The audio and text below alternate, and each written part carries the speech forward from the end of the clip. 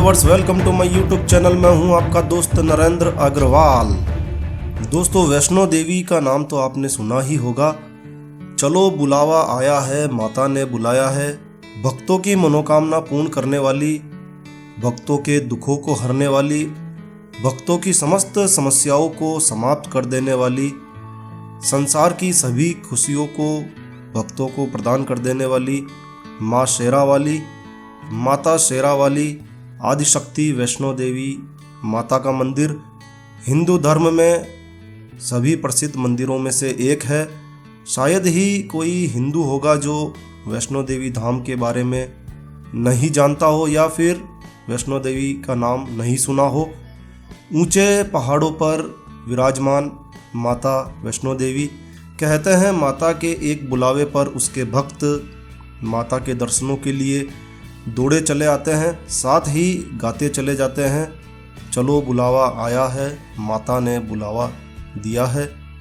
और माता के बुलावे पर हजारों नहीं लाखों की संख्या में रोजाना लोग माता के दर्शनों के लिए इस ऊंचाई को पार करके माता के दर्शन करने आते हैं। माता के भक्तों के साथ माता का अटूट रिश्ता है, अटूट प्रेम है, तभी तो कठोर परिश्रम करके पर्वतों की गोद में बसे वैष्णो देवी माता के मंदिरों के दर्शनों के लिए लाखों की संख्या में रोजाना भक्त चढ़ाई करते हैं। जी हाँ दोस्तों, भारत के खूबसूरत जम्मू और कश्मीर राज्य की हसीन वादियों में उधमपुर जिले में कटरा से 12 किलोमीटर की दूरी पर स्थित है माता वैष्णो देवी मंदिर। जिस पहाड़ी पर यह मंदिर बना है उस पहाड़ी को ही वैष्णो देवी पहाड़ी के नाम से जाना जाता है। सुंदर वादियों में बसे इस मंदिर तक पहुंचने की यात्रा काफ़ी कठिन है, लेकिन कहते हैं पहाड़ों वाली माता के एक बुलावे पर उसके भक्त आस्था और विश्वास की शक्ति के साथ इस यात्रा को सफल करते दिखाई देते हैं। खासकर नवरात्रों के दौरान माँ वैष्णो देवी के दर्शनों की विशेष मान्यता मानी जाती है। इन 9 दिनों में तो जैसे इस मंदिर को एक विशाल उत्सव का रूप मिल जाता है। देश विदेश सभी जगहों से भक्तों का जमावड़ा यहाँ लग जाता है। माता का दरबार भी सुंदर रूप से सजाया जाता है। भक्तों की यह मान्यता बेहद प्रचलित है कि कोई भी सच्चे दिल से माता के दर्शनों के लिए यहाँ आता है, उसकी सभी मनोकामनाएं अवश्य ही पूर्ण होती है। लोगों का यह भी मानना है कि जब तक माता ना चाहे कोई भी उसके दरबार में हाजिरी देने नहीं आ सकता है। जब उसकी इच्छा होती है वह किसी न किसी बहाने से अपने भक्तों को अपने पास अवश्य बुलाती है और भक्त भी पूरे श्रद्धा भाव से माँ पहाड़ों वाली वैष्णो देवी के दर्शनों के लिए यहाँ आते हैं। कहा जाता है कि यहाँ आने वाले निर्बलों को बल मिलता है, नेत्रहीनों को नेत्र मिलते हैं, विद्याहीनों को विद्या मिलती है, धनहीनों को धन मिलता है और संतानहीनों को माँ संतान का वरदान प्रदान करती है। ऐसी है माँ पहाड़ों वाली माता।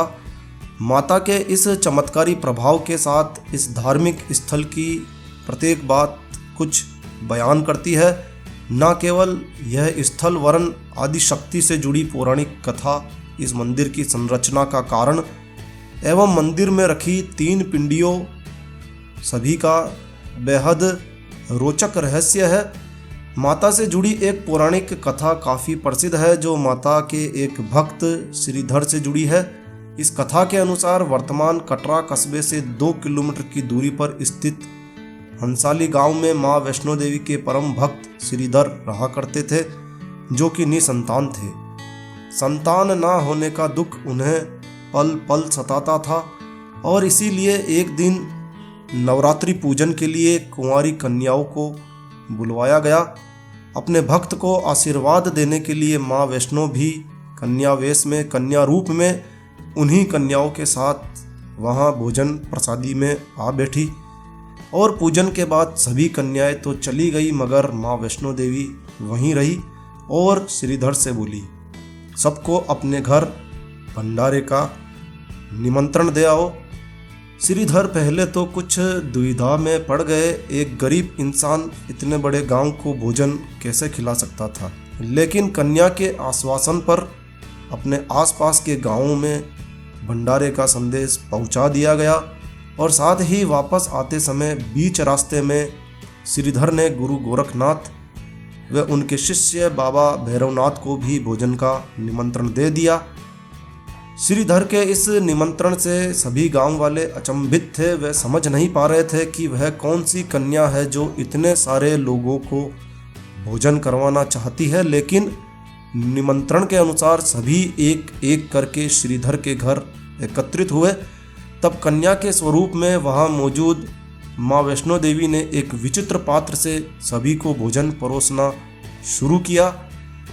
भोजन परोसते हुए वह कन्या जब बाबा भैरवनाथ के पास पहुंची तो उसने कन्या से वैष्णव खाने की जगह मांस भक्षण और मदिरापान मांगा, लेकिन यह तो संभव नहीं था।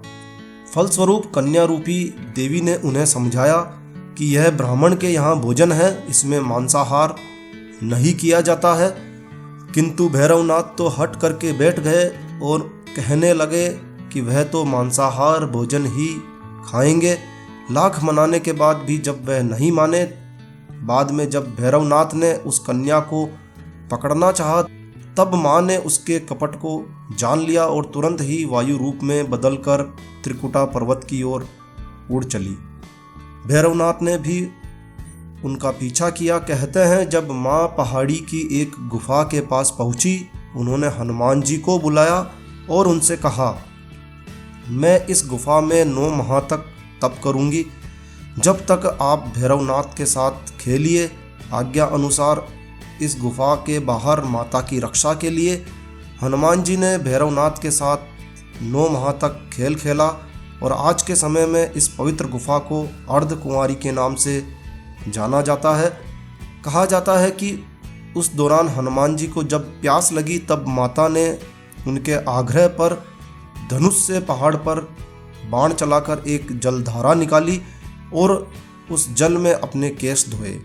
आज यह पवित्र जलधारा बाण गंगा के नाम से जानी जाती है। जब भी भक्त माता के दर्शनों के लिए यहाँ आते हैं तो इस जलधारा में अवश्य ही स्नान करते हैं। जलधारा के जल को अमृत के समान माना जाता है। कथा के अनुसार हनुमान जी ने गुफा के बाहर भैरवनाथ से युद्ध किया, लेकिन जब वे निढाल होने लगे तब माता वैष्णवी ने महाकाली का रूप धारण करके भैरवनाथ का संहार किया। भैरवनाथ का सिर काटकर भवन के 8 किलोमीटर दूरी पर त्रिकुट पर्वत की भैरव घाटी में गिरा और आज उस स्थान पर भैरव मंदिर स्थापित है। भैरव मंदिर के नाम से यह मंदिर जाना जाता है और जो लोग माता के दर्शनों के लिए आते हैं वह भैरवनाथ के दर्शनों के लिए भी अवश्य जाते हैं। कहते हैं माँ ने भैरवनाथ को क्षमा कर दिया था। क्षमा मांगने पर माता ने भैरवनाथ को ऊंचा स्थान प्रदान किया और कहा जाता है कि जो भी कोई मेरे दर्शनों को करने के लिए आएगा वह मेरे दर्शनों के बाद तुम्हारे दर्शनों के लिए अवश्य आएगा। ऐसा माता ने भैरवनाथ को वरदान दिया कि यदि कोई व्यक्ति मेरे दर्शनों के बाद भैरवनाथ के दर्शन नहीं करेगा तो उसकी यात्रा पूरी नहीं मानी जाएगी। और यही कारण है कि आज भी लोग माता के दर्शनों के बाद बाबा भैरवनाथ के मंदिर अवश्य ही जाते हैं। मान्यताओं के अनुसार भैरवनाथ को मोक्ष प्रदान करने के बाद वैष्णो देवी ने 3 पिंड सिर सहित एक चट्टान का आकार ग्रहण किया और सदा के लिए ध्यान मग्न हो गई। इस बीच पंडित श्रीधर भी अधीर हो गए। उन्हें सपने में त्रिकुटा पर्वत दिखाई दिया और साथ ही माता की 3 पिंडियाँ भी उन्हें दिखाई देने लगी।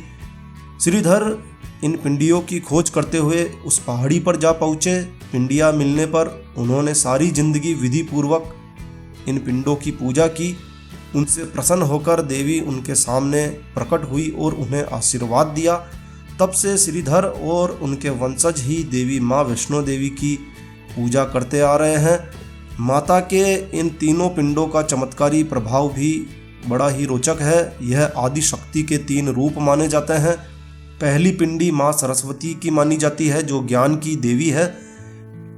दूसरी पिंडी माँ महालक्ष्मी की मानी जाती है जो धन वैभव की देवी है। और दोस्तों तीसरी पिंडी माँ महाकाली को समर्पित मानी जाती है जो शक्ति का रूप मानी जाती है। और दोस्तों इन तीनों पिंडों का मनुष्य के जीवन से भी गहरा रिश्ता है। जीवन को सफल बनाने के लिए विद्या, धन और बल तीनों ही आवश्यक होते हैं। इसीलिए इन्हें हासिल करने के लिए भक्त कठोर परिश्रम कर पहाड़ियों की यात्रा पूर्ण करते हुए माँ वैष्णो देवी के दरबार में पहुँचते हैं। जो जितने उत्साह से इस यात्रा को पूरा करता है, माता का आशीर्वाद उस पर उतना ही बढ़ता चला जाता है। तो ऐसे चमत्कारी माँ वैष्णो देवी के दर्शनों के लिए आप भी अवश्य जाइए। माता वैष्णो देवी के दर्शनों के लिए आपको जाना होता है जम्मू, और जम्मू से आपको जाना होता है कटरा, और कटरा से आपको पैदल ही ऊंचाई पर यात्रा करनी होती है। जो लोग पैरों से असमर्थ हैं उनके लिए वहाँ पर खच्चर, घोड़े और पालकी की व्यवस्था भी है। तो जो लोग पैरों से असमर्थ हैं वह भी निराश ना हो, उनके लिए भी दर्शनों की व्यवस्था है, तो वह लोग भी दर्शनों के लिए जा सकते हैं। तो दोस्तों, आप भी माँ वैष्णो देवी के दर्शनों के लिए जाइए और बल बुद्धि विद्या को प्राप्त कीजिए। तो दोस्तों, यह वीडियो, यह जानकारी आपको अच्छी लगी हो, यूज़फुल लगी हो तो कृपया लाइक के बटन पर ज़रूर क्लिक कीजिए, और हमारी धार्मिक आस्थाओं के लिए, हमारे हिंदू धर्म को बढ़ाने के लिए कृपया इस वीडियो को अपने फेसबुक अकाउंट्स, अपने ट्विटर अकाउंट और अन्य सोशल मीडियाज़ पर अवश्य ही शेयर कीजिए। एक नया वीडियो, एक नई जानकारी लेकर मैं आपका दोस्त नरेंद्र अग्रवाल फिर मिलूंगा। तब तक के लिए stay healthy, stay happy. Thank you for watching my video. Thanks.